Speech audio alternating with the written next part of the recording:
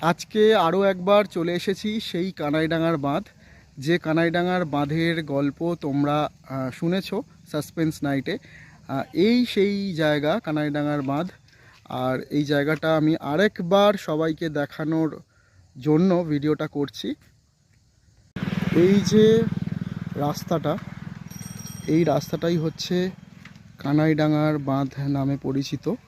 এই রাস্তাটার এমনি চারিদিকের পরিবেশটা দেখলেই বোঝা যাচ্ছে যে কতটা ভয়ঙ্কর ব্যাপার হতে পারে রাতের দিকে।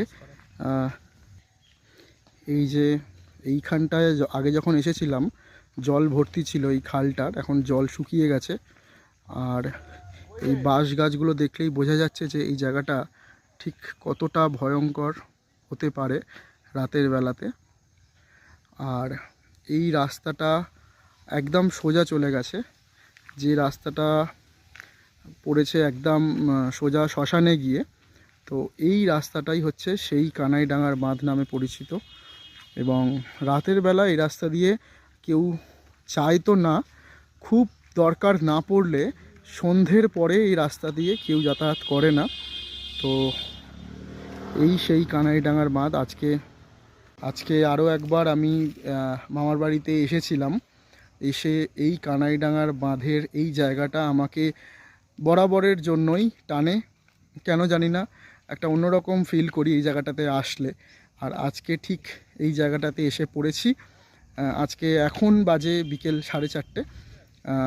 বেশি সন্ধ্যা করা যাবে না, কারণ এই জায়গাটা সত্যি খুব নেগেটিভ এনার্জি আছে বলে এখানকার মানুষজন বলে, যারা একটু আশেপাশে থাকে তাদের থেকে বিভিন্ন ধরনের খবরাখবর নিয়েই আমরা এসেছি। এবং সন্ধ্যার পরে একেবারেই নিরাপদ নয় জায়গাটা, তাই এই সময় ভিডিও করা। অনেকেই বলে যে সন্ধ্যাবেলা এসে দেখিও জায়গাটা কেমন বা কিছু। তো সত্যি কথা বলতে গেলে সন্ধ্যাবেলা তো আমি তো এখানে একা আসতে পারবো না, কারণ সন্ধ্যাবেলা এই জায়গাটাতে আসার মতো, মানে আমি একা আসার মতো আমি চিনি না জায়গাটা, প্রথম কথা। এবং যাদের সাথে আমি আসবো তারাও হচ্ছে মানে কি বলবো, ভীষণ ভীতু।